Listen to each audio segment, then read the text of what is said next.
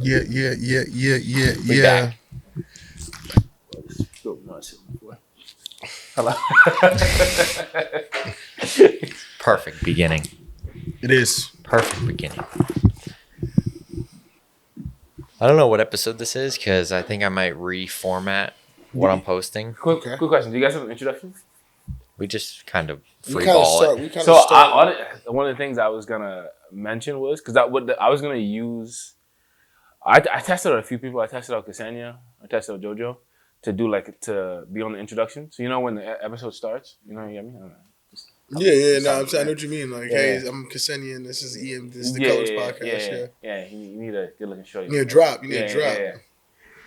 Yeah, we need to collaborate and come up with one. Yeah. But we're back. Let's do it. We're back. Episode something of a puncher's chance. I'll find out when I post it. Between 19 and 21. Let's go with that. Yeah, we're in between those for sure.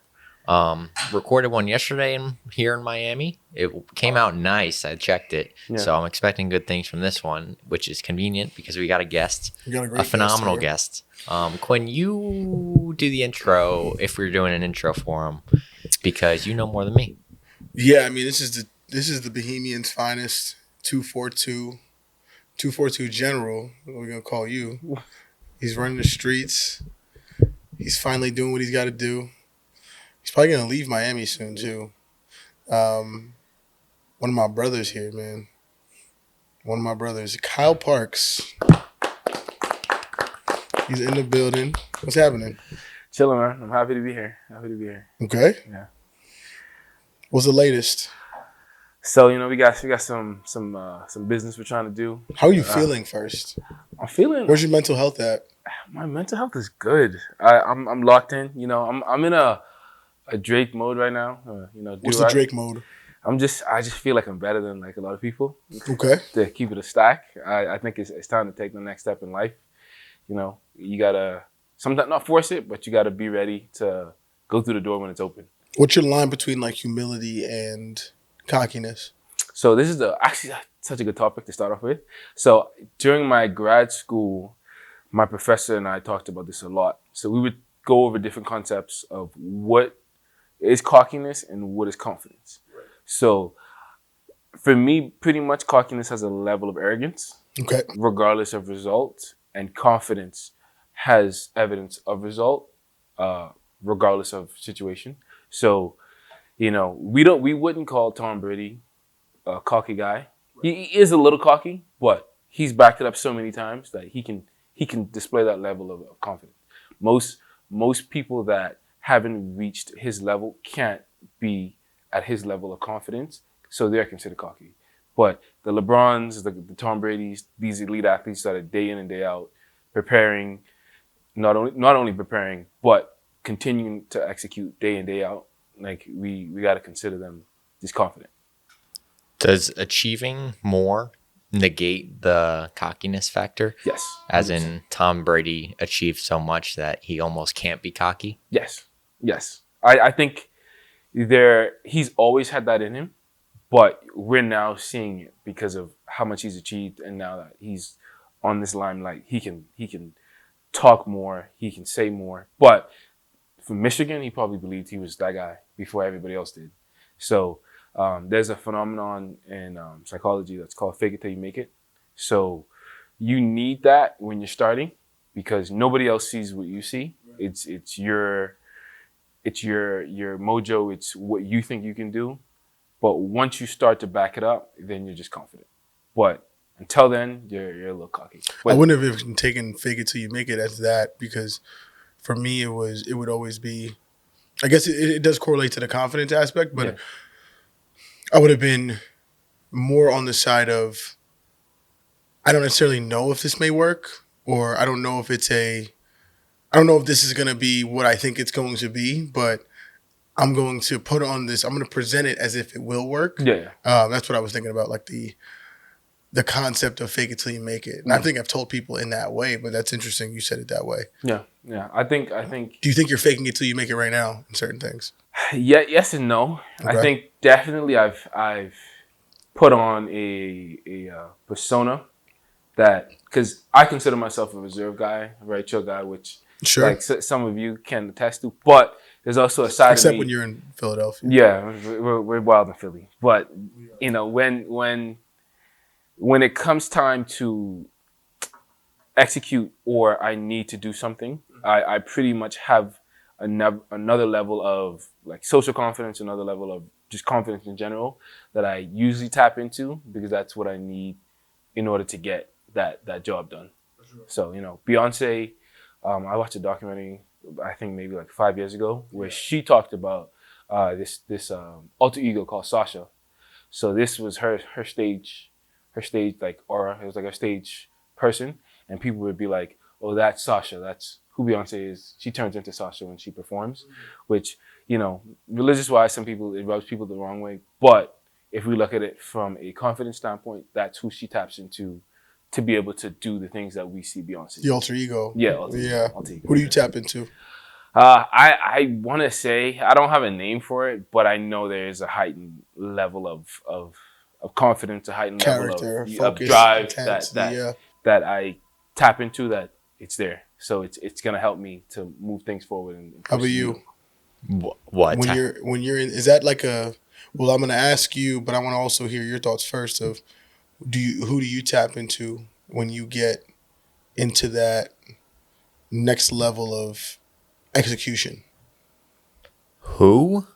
Do you think you go to another level, and what is that level? Yeah. And do you think that level is the same thing as like a flow state? I don't know that it's the same as a flow state. I think a flow state is just like In that particular moment, you're saying? it's just the art of like being. Like I don't think you can switch on a flow state. You could switch on an alter ego. Yeah. What do you And think from a psychology So perspective? what he said is correct. So what Tyler said is correct. So if you've heard LeBron talk about flow states, he mentioned I want to say if it was Cleveland against Toronto, like in the playoffs a couple years ago, he talked about being in a flow state and what that was like, and pretty much his fear and doubt of his game no longer existed. So he felt like he could do anything on the court. He even said he was like I was just trying stuff with there, but he didn't even care that it may not work. He just had such a level of confidence and such a level of a groove mentally that he could go there and execute and do whatever he wants. But that's something that you just achieve in a very romantic time when you're playing. I call it in sports where you've already prepared enough. You have enough confidence, and you're doing it over and over again. And those wins stack up in the moment of the actual event to where you have a drive of confidence that lasts you throughout the entirety of the situation of the game. Yeah. do you think there's a false confidence, so to speak? And LeBron has been doing it for over 20 years at this point, so it's understandable that he will be confident. That's pretty non-negotiable. But for somebody just starting out in sports or whatever they're doing, do you think it's possible to just have that confidence, or do you need to build that over the years? So I think there is a such thing as a false confidence. I know I'm referring to a lot of terms, but there's a term that you have to have a perspective that is resulted in continuously learning. So you get cocky and you're overconfident when something that you're doing isn't working, but you refuse to admit that. But that's just strictly based on the result of what you're trying to do. Correct. So if I want to start a company and I'm not making any money, but I also refuse to change certain things within my approach, then that's false confidence. That's cocky because it's not working. But if I'm doing something, it doesn't work, but I'm continuously tweaking and learning, then you're becoming an expert through failure, not necessarily claiming to be an expert, even though you're failing. If that makes sense. Right. Yeah, so if we have the learning approach, what can I do to build? What can I do to get better? What can I do to continuously tweak and learn and perfect? That's a state of not being cocky, but becoming confident, becoming an expert. What do you think makes you an expert, and how long does it take to get there? So everybody has the 1,000 hour rule. It was a 10,000 hours. 10,000 hour rule. I think a lot of people become experts fairly soon. It depends on your drive. So if you're in a state of learning and you're in a state of of trying to perfect whatever it is that you're doing through an approach that allows you to not only test things out but fail at certain things. Yeah. You're already an expert, because I think people think you need to go to school for 5 to 10 years to become an expert, but that's just time. Right. So, but those doctors were always smart. They always knew what they were talking about. They're just now able to take the information in the head and actually do it, execute it. Yeah. But they were experts since probably they started that whole journey. So I feel the same way about most people. If it's MMA, if it's baseball, you're an expert from when you're like in high school, just because you're better than a lot of people that play baseball. Yeah. Yeah. Okay. That you're better than That's a lot really, of just average that's people. a really interesting Yeah. perspective. Yeah. So you're just becoming more top tier as time goes on, but that's just through time. Yeah, but you always an expert. Never thought about it like that. Yeah. I've absolutely never thought about it like that. And when did you start thinking about it like that too? I think definitely with like what I'm doing now with the business. So I know Explain to the people what you do in your business and so why it's important to the sports world. okay. So I do what's called cognitive perceptual training, and what that does is it utilizes very sports psychology, like mental skills, and we learn to tweak those skills through technology, through drills, and that helps to enhance game-like situations. So it could be in a fight, it could be hitting, it could be through picking up different things, your scanning ability. So we help with visual qualities, we help with reaction qualities, and we also help with processing qualities. And then just through that training program, mentally, you get to a heightened state that allows you to perform. So I pretty much want you to get into that flow state a lot quicker and a lot more naturally. I love watching the stuff you guys put on your page, because I think about it like when I was in high school, if I could have had access to stuff like that, it would have probably made such a game changer. And it would make a game changer for me now in MMA. So I'm eager to try it, especially if you come up to Philly or wherever, Sportico, wherever. Yeah, of course. Yeah, I think for athletes, I think one of the hardest parts in hindsight is always the mental and the cognitive game. I think that part doesn't get enough emphasis as athletes are still trying to become top tier and experts in their field. So I say that I've seen that. I think it's the biggest correlation now to athletes becoming more and more frequently professionals. Yeah. So I think like New Jersey, for example, like I think we've talked about this in different areas, the differences, and even through the deals that we're working on right now, like the places that we're trying to go, the top tier is college baseball based off of wherever you're located, right? But like one of the things that I admire about being in Miami is Florida baseball is trying to become professionals. That's like the low hanging fruit is the college stuff. Yeah. That's like part of the journey is to be able to say you even just committed, but like that's like not the end. They don't even want that to be the end. Like if that's the end, then you didn't almost reach your goal the way you wanted to. 100%. And so how do you do it? Well, obviously there's many ways, and there's ways that didn't even involve cognitive training, but I think now you're seeing the rate of success go up as cognitive training continues to be a part of it. What do you think cognitive training needs to be a part of the pillars of what training is at this point, or can people still survive without it? I think it is already one of the pillars just naturally. So I think my 4 pillars that I always talk about that are super important for success in sport is mental, physical, tactical, and then technical. So I think sports psychology fits into the tactical aspect of the 4 pillars. So it's really only just for an advantage with how you approach your sport and the things that you're able to see and pick up and process. So if we lack one pillar, we're not as good as an athlete as we want to be. But if we have all 4 and we've maximized, then we've essentially reached our potential. And we work out to be as physically fit. If we don't have confidence, regardless of how physically fit we are, we're not going to perform. If we don't know how to do certain things in the sport tactically, we're not gonna also do well. And then if our technique is off, which that's something that everybody continues to try to perfect, we're not gonna also perform. So we need these four, but the tactical approach, there's just different levels to get there. It's not only just by playing sport. That's what I tell people. So you need to have a base mentally to be able to pick up what you need to pick up and see what you need to see. And some people don't always have that base. So essentially, we're trying to give them that base so that they can almost see better and see the field and the sport better.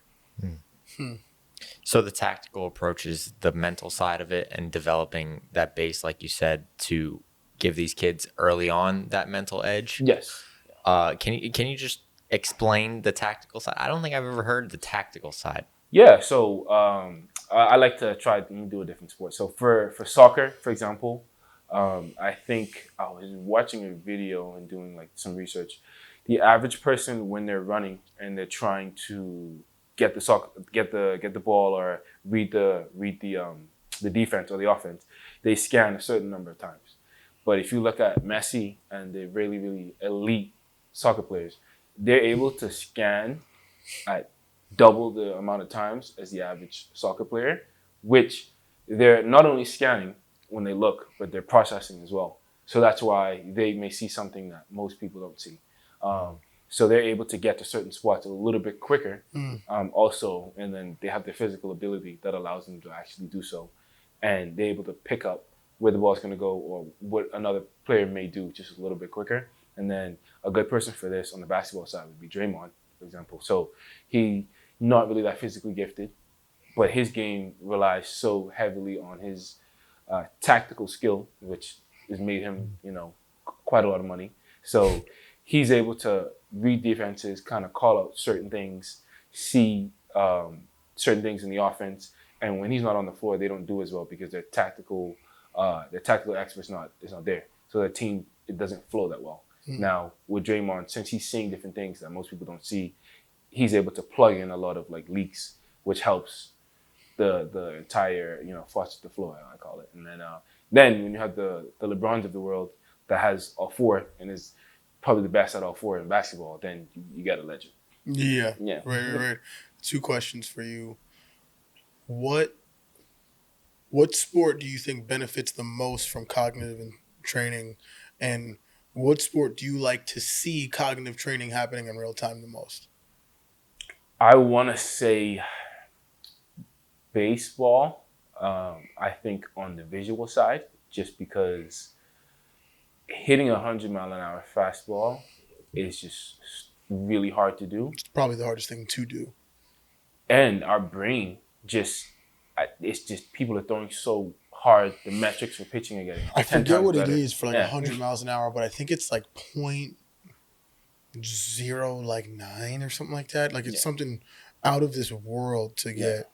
So you really don't have time to think. So your brain has to find a way to offset the fact that these guys are throwing so hard. Yeah. I mean, most people, they still hit. But imagine if we unlocked a greater percentage of our brain, because we know we only unlock, I think, maybe 5 to 10%. Something super low. Imagine if we're able to 375 to 400 milliseconds to reach the plate. Yeah. For reference, the blink of an eye takes 300 to 400 milliseconds. Yeah. So in the blink of an eye, essentially. So imagine if we're able to unlock a little bit more of our brain, which we know is one of our greatest computers, what baseball is going to look like. And I think it's almost going to take a huge step offensively, and then obviously the pitchers have to now kind of step it up and figure out a way. Which is insane that the pitchers have to still step it up. Yeah. At 100 miles an hour, at the blink of an eye, they still have to. Yeah. Like, to get to, what is it, a half blink? What's that, 105 miles, maybe 103? Yeah. Like, are sports at its all-time high right now? I think so. Competitively and physically? Yeah, 100%. And you think the cognitive side has made it even better? Yes, 100%. I think obviously the rehab and the rehabilitation was the next step.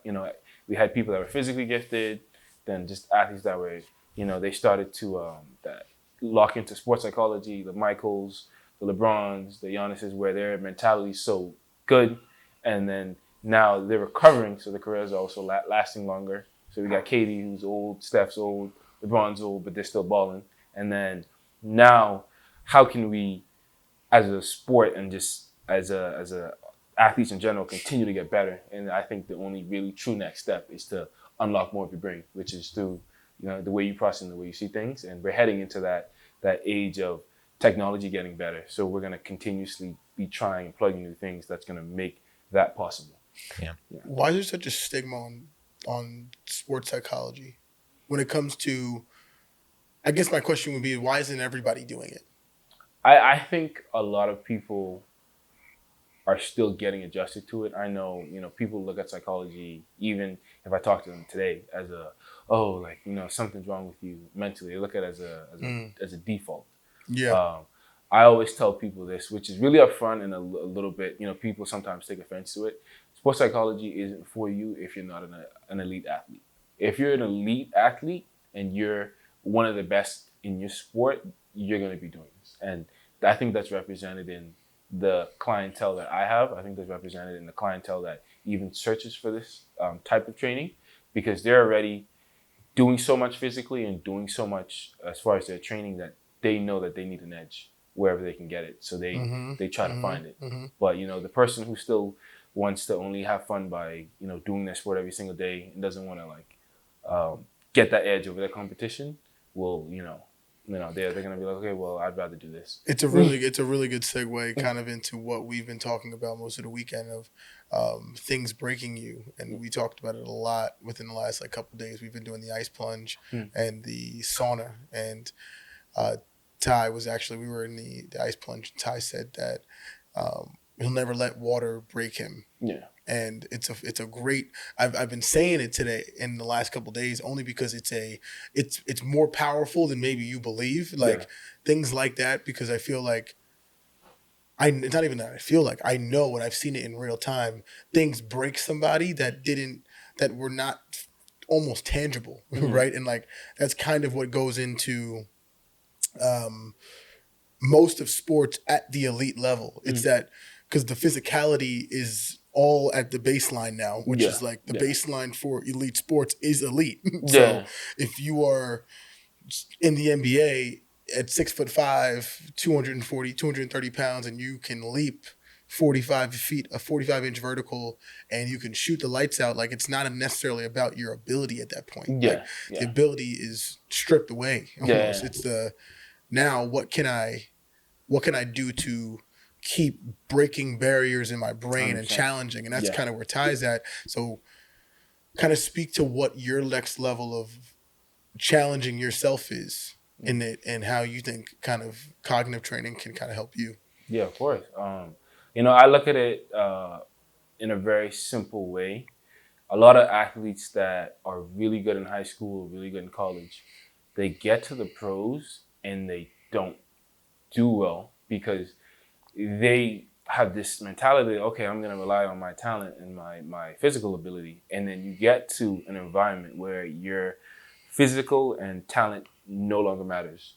The only thing that matters is your approach and your mentality and the mental side of the game. Because that's why rookies that are talented still struggle at the highest level, because these guys that have been doing it for so long have all of this experience that they know how to deal with everything aside from their talent. They're older, they still beat you, but they're 2 steps slower than you.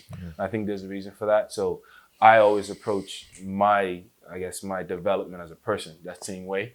So I'm smart, good looking, blah, blah, blah, but there has to be more ways that I can get better. You can break through. That it's more dependent on how I look at things and how my mental side. So if I can unleash more of that mental side, that allows my talent and my physical and my smartness to show better. It's so interesting you say that from an elite level thinker or elite level performer in what you're trying to accomplish, because that's where I think people look at it as just a sports thing, and it's it's not just a sports thing. I think that's where you're at now of not necessarily worrying about the capabilities of everything else that you're doing, like everything you're doing right now, as far as like the job to the career to the execution in your own personal life, like all of those things are better than others because you are in a certain level of society that's maybe a little bit different. But like, how do you approach things, and how do you approach it in a way that's like, it's not going to break you, right? I talk to him all the time about like, sometimes the perspective has to change, right? Like we talked about even earlier, like, and it was small stuff, but like I focus so much on the small stuff because of that part of the brain that has to like think better in certain things. So we're like, we need batteries, right? We need some batteries. And he's like, it could be a problem. I'm like, we can't just go straight to the problem. It can't be a problem. There's got to be a solution. We're going to go get batteries, as opposed to this could be a problem if we don't have them. Well, 100%, yes. 100%. Like, yes, 100% yes. But like, if we live in the problem, then we're not going to get better from 100%. The problem. Yeah. And so it's just interesting how you have to adjust your level, your way of thinking, and that positivity just will always be there when you're trying to think at that elite level. What are some of the things you would use tactically for a jiu-jitsu or an MMA fighter? Because Ty's in that place right now, and I'm really curious to hear what you would say to him on how to get better at what he's doing. I think a lot of it is perception. So I know from a perceptual standpoint, I learned this a while back. So you have open and closed sports. So closed sports, there's a higher level of predictability. So for example, a swimmer, all they have to do is swim forward. And then for baseball, for football, every move that we make is dependent on what our opponent does. So that would be an open-ended sport. So for you need to train based a little bit on predictability of whatever your opponent does often, but you have to be able to perceive it in a very efficient time. So if you perceive something but you're a step slow, you still lose. But if you perceive something a step quicker, then you can not only perceive but you can process. So from the perceptual to the reaction from the perceptual to the processing to the reaction, I think is where I would start. And then obviously we have what's called impulse.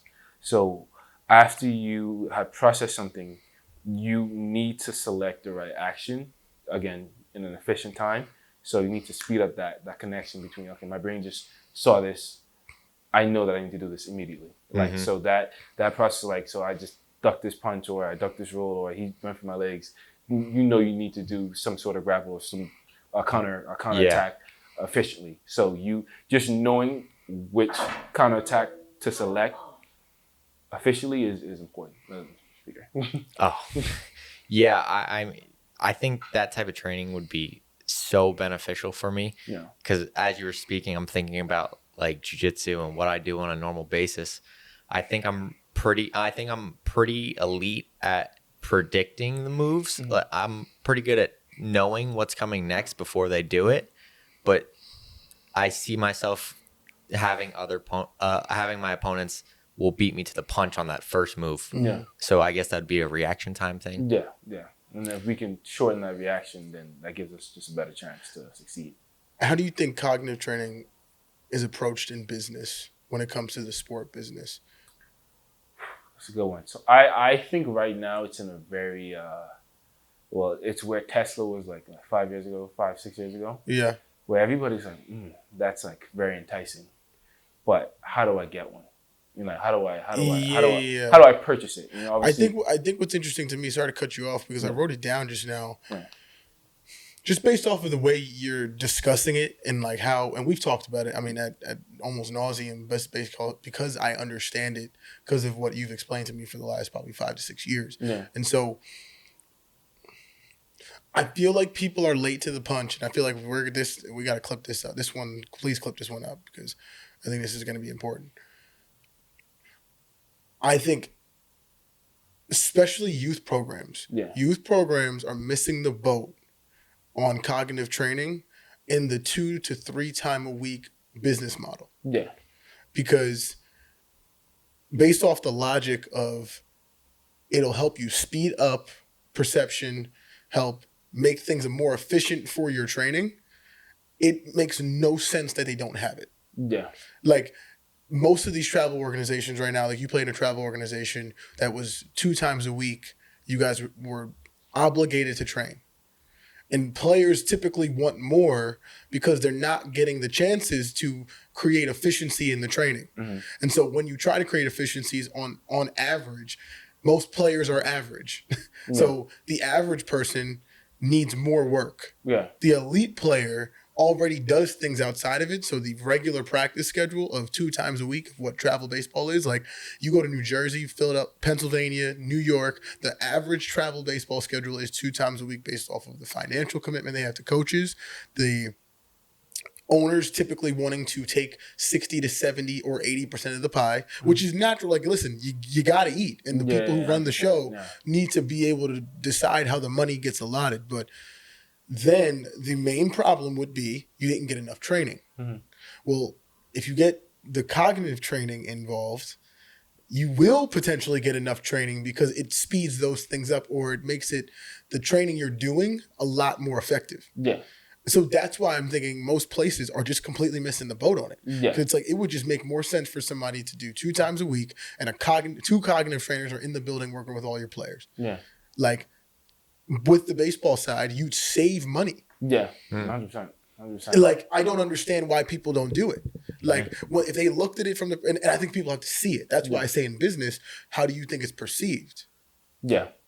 Yeah. I think it's still in an infant stage, in a very mystical, what is this? Certain players that I've worked with, Sorcery too. Yeah, it's clicked, and they're now almost addicted to it. Because I've never seen it not work. Yeah. When you tell me about it, when you've shown me probably 40 players, 50 players that you've worked with. Yeah. And over the course of like 4 or 5 years. Yeah. I've never seen it not work. Yeah. So like, that's what doesn't make any sense to me. It's like, why isn't it approached in business this way? And do you think, so well, my next question would be, is there enough education, and are you using, not necessarily your platform as far as your social media and things like that, but are you trying to actively educate more than sell?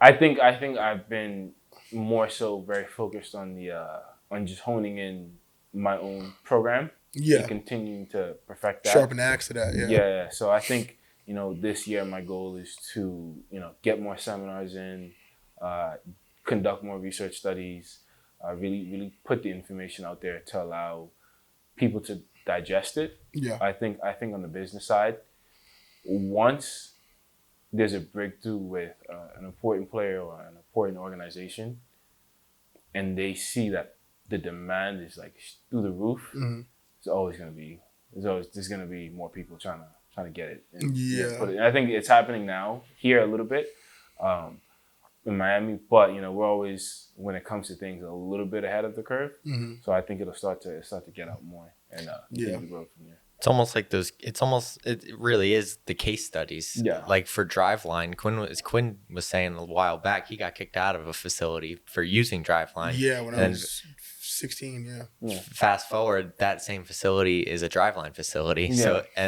So you got to see they got to see the forest through the trees in a lot of aspects when it comes to what it is, and you also got to be willing to get outside the box. 100%. And like most of these places are not willing to get outside the box because they don't want to give out that money. They don't want to give it out to somebody who they may think they're trying to come in with something that's a little bit more complex than we necessarily need. Because like what we've had already has worked, right? Yeah. Quote unquote. But and that's where I think the criteria has to improve in sports depending on your region. Because like every other region of the country is, you could take the south region, the southern region, the southeast, the southwest, and then out west.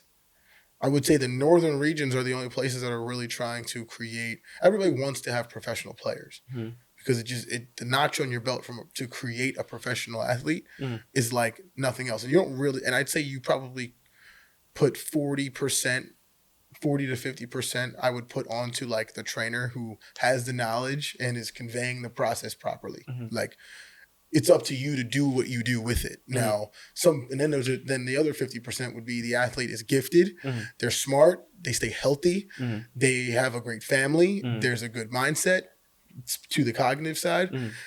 So I think it's definitely a group setting in how training and how the athlete gets there. But like we talked about before, Northeast players are not trying to become pros. Yeah.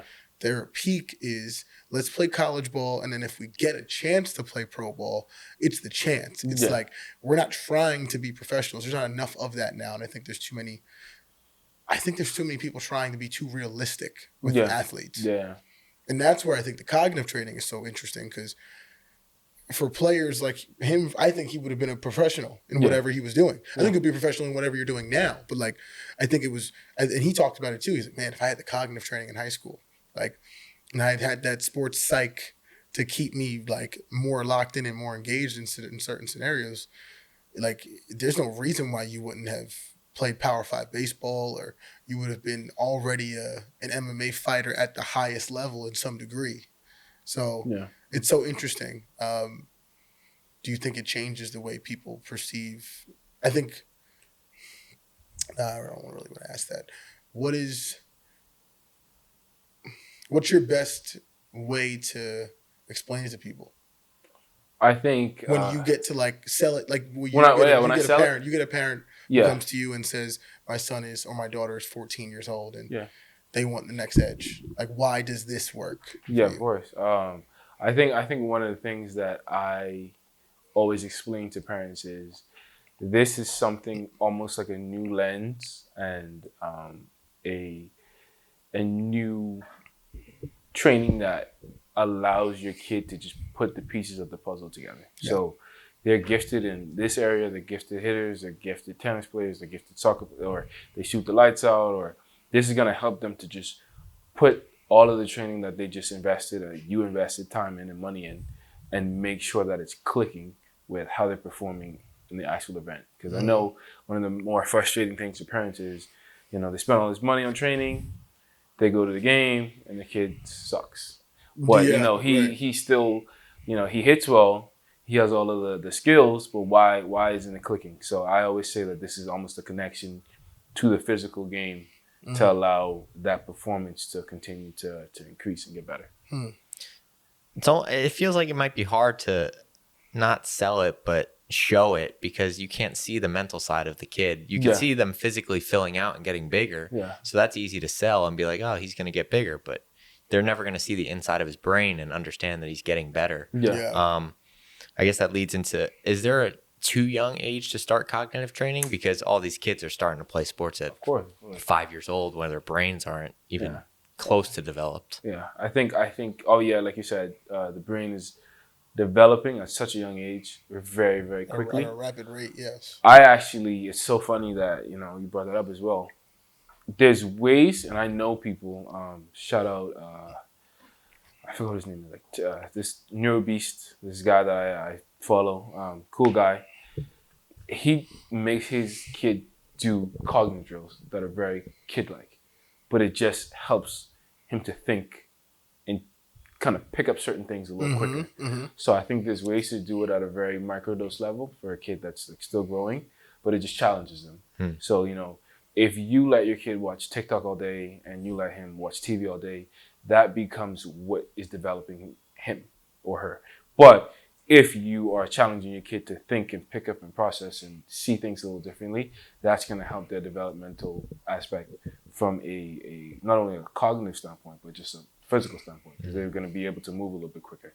So we have instances of kids that are able to do these things very young, pick up on these things very young. So if we can do that naturally and, just as parents, I think start to just implement that model is going to be helpful. I don't think you need to invest in a trainer like at 5, but I think parents need to adopt that approach to at least be giving it to them very slowly and challenging them to be able to get there. Just like a bilingual kid, a mom that speaks Spanish and a dad that only speaks English. Like you have to give your kid both so they can learn how to speak both. So same thing. What else are you interested in life? What else drives you?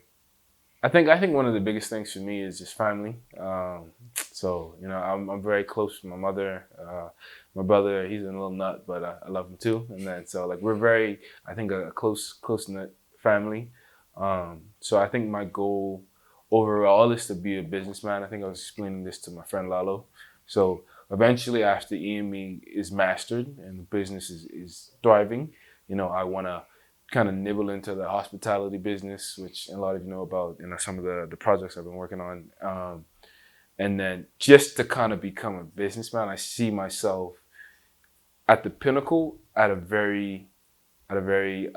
I'm overseeing and organizing a lot of different businesses that are going to be very different, but that I have a lot of A knowledge. portfolio to a degree, yeah.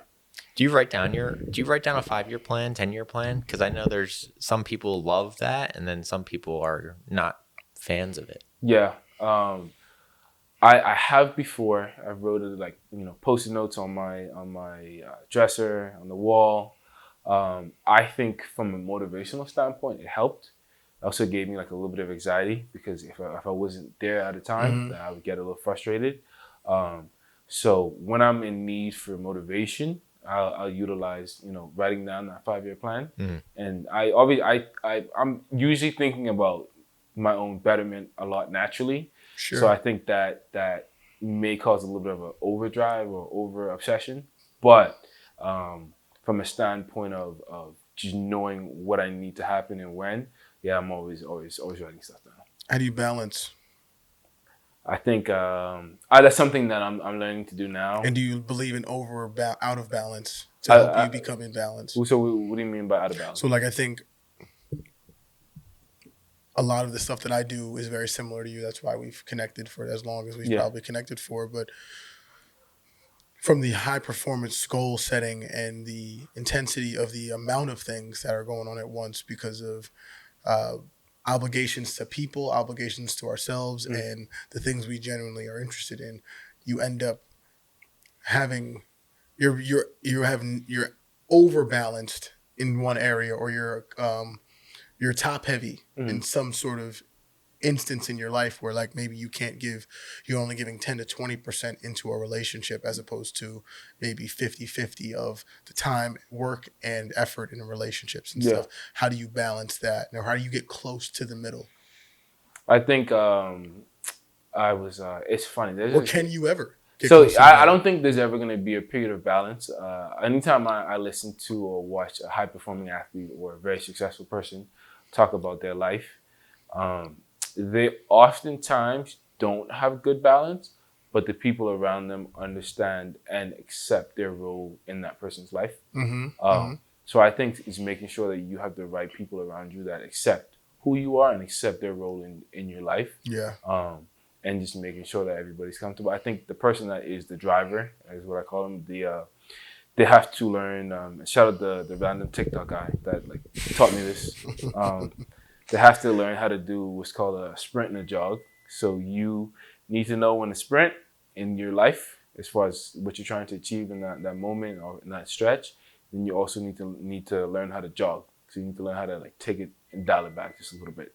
So I think for me, with just getting married and having all these obligations outside of work, I learned to dial it back a little bit.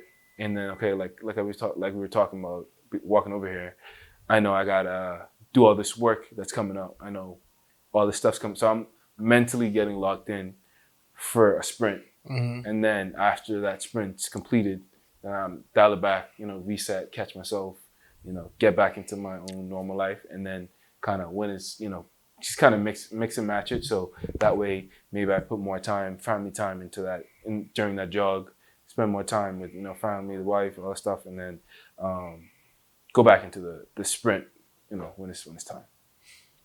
What's your relationship with risk in taking them? I think I have a very poor sense of knowing when to not risk things. I think I risked too much, so I'm trying to be more. In what way? Yeah, I just feel like if it's something I think is gonna work, I figured out how to get it done, regardless of what that's gonna do. So that's bitten me a couple times. So I'm learning how to. I think timing is something that I've had to learn. Being patient with time, and I was working at Kachi a couple of years ago, which is a facility down here. I always admired how well Carlos did with his timing. So he was always timed it up correctly. Yeah. And I think people that do well, they time things up so well that when it's time to go, like it's executed perfectly. Yeah, and I think well that's said. something that you can't force the time. You know, by taking you have to know when it's time to take the risk and when it's not time to take the risk. I think it's also kind of a sense of making your own luck, Yeah. where like some of that timing was very calculated and it was working but itself behind the scenes, so that like you could kind of see the proverbial things working without you seeing it working, right? Like you knew that the timing would make sense at this moment. Yeah. And even if you didn't, you had a good idea. You had a good enough idea to know that if I do it this time, or I'm patient with this, then it's probably going to be executed better. 100%. Yeah. Was running a business always your goal? I think so. I always tell people ask me like, you know, what I always saw my life like, and I either told them I was going to be a professional athlete or I was going to run a business. I think honestly that's how my mom raised me. That's how that's what she instilled in me from a young age. You know, she put a lot of education into, you know, my learning, you know, from when I was a kid. You know, I never always had super cool things, but I went to like the nicest school possible that I didn't even think I should be at. But she that was something that she valued, so she put that emphasis in me. And just learning how to work with different people, making sure that I always had a very good foundation as a kid to be able to handle pressures of different things. And then to just, you know, always show me that she believed in me. So no dream was too big for me. I think that's important, you know, when you're young and trying to figure out what you want to do, you know, having the belief that you can actually go out and do what you want to do. So I've always wanted to own a business 100%, probably since I was a kid. So yeah, so it's something that I've always wanted to do. How's the social aspect of the business side? Because I'm sure you have to talk to a lot of people and you have to meet these new people, connect, and go to these places. How does that weigh into what you do? Does it take away from when you have to go train these kids? Because that's like, it's almost like a one side. It almost feels like it's two sides of the business that you have to worry about. Of course. You know, and shout out Lalo again. So I've you know, watched him a lot and how he's approached his business. So I think I'm reaching the point where I need to be able to teach people how to do what I do. I think certain people try to, as you call it, like gatekeep, like how to do this stuff. But I think, you know, it's gonna get out regardless. I think everybody has their own methodologies and stuff like that they follow. But there is always different ways to get to the same result. You know, my method is my method, and it may work for the people that I work with, but it may not work for somebody else. So I think teaching and learning, teaching somebody how to do what I do so I can lean more into that social aspect is important. I think that's the more draining part, is having to work and then getting home, not really resetting, and then maybe going to something social where I know I'm going to meet somebody, or doing more social things with that mindset of meeting particular people. But if I had somebody doing what I do, like, you know, during work hours, so I can lean more into that'd be good. So just I'm learning how to find it now, but I think I'm ready to lean more into that social side now. But that's after really, you know, putting a lot of time in to get good. Me too. Resolutions. I think for 2024, or business resolutions, 2 business goals. So my first business goal which is what I'm actually probably gonna do pretty soon, was to open up a new location, and then my second one was to work with a professional team. Okay. Yeah. I like that. Yeah. Well, I want to talk a little bit more about our deal that we're working on right now, just to kind of get into some of the things that we have cooking right now. So EME, New Jersey, talk to the people about that. It's a new venture for you. Yeah, of course. EME, New Jersey was something that I've always had in the back of my head. I think you love Jersey. I do love Jersey. I think it's the perfect spot to Hey. yeah for Shout out to the Garden State, baby. oh yeah. So it Get it just cracking over there. I think it's the perfect spot just for honestly like this period of my life. I think I've outgrown Miami as far as just being here and living here for a long time. I think Jersey, if we can get the athletes that are really good in Jersey, the Trouts of New Jersey, to really invest in this new age of training, we're going to see a lot more professional athletes come out of Jersey. I think it's something that's lacking in the. There's how many athletes too. There's Yeah, so many. yeah. I think it's something that's just lacking in Jersey and in that tri-state area that if we can perfect, it's going to really shift sports just because it's going to make waves throughout the country and the nation. So yeah, EME is going to be 100% in New Jersey within the next couple of months. So very excited for that. And we're gonna do it at. So we're gonna do it at Sportica in Manalapan. Shout out to Big Nick Frank, man. Shout out to Nick. And Podcast coming soon. Got to get him on. Yeah, We'll be getting him on. Yeah, he wasn't on yet. Nah, we did, but we've had some. Had some issues with the episode. But, the intentions are pure. Yeah, the intentions are pure. We'll do it over at the facility too. Nice and cool on the turf. So, but Nick's the man, and we've got some really cool ideas, and we're gonna actually be meeting with him probably tomorrow. Okay. Whenever this airs. So, yeah, I'm excited to meet. I'm excited to continue to keep building it. We've got some things with Balanced Athletics that are gonna work in tandem with EME, not only from the app, but from the training side to how athletes continue to just keep bridging the gap to. Why is New Jersey and why the Northeast you could have picked a lot of different places to open up a new location. Why the Northeast and what kind of effect do you think you're going to have as far as what you're going to be able to pertain to those athletes?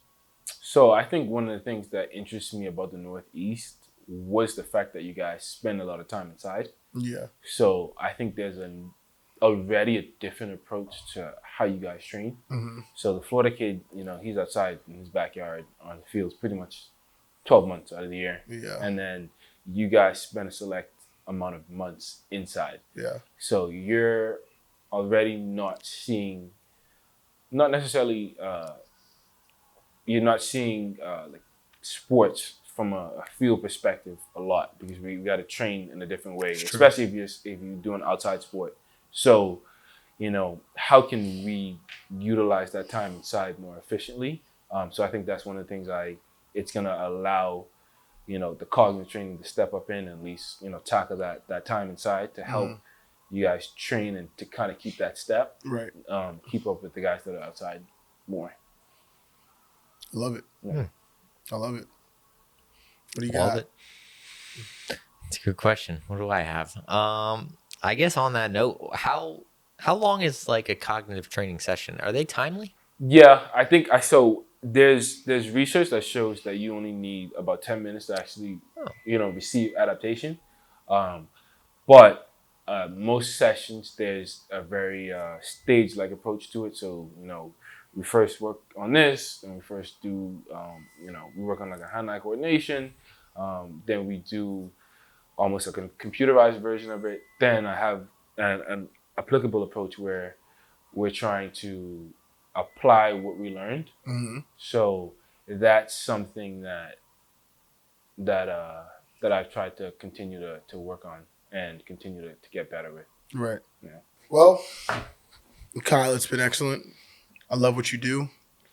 I love you. Appreciate that. Love you too, dog. And we got some things cooking, man. That was one of the most informative episodes we've had. Yeah, that was fun, and we're gonna do some more. Obviously, course, we got also send out any shout out you got. I know you got Colors Podcast too. This is a little bit of a collab episode. Of course. So shout out. I'm gonna shout out the. She's gonna get mad if I don't shout out her first. Shout out the wife, Janelli.